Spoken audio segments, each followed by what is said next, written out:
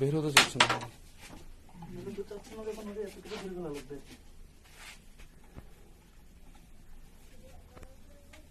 একদম একদম সমস্যা স্যার।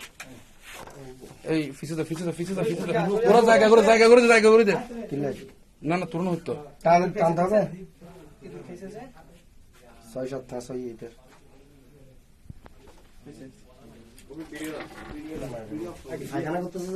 না লিকুইড মারে।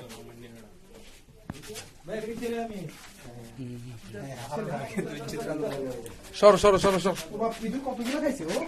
অনেক তো বাসাই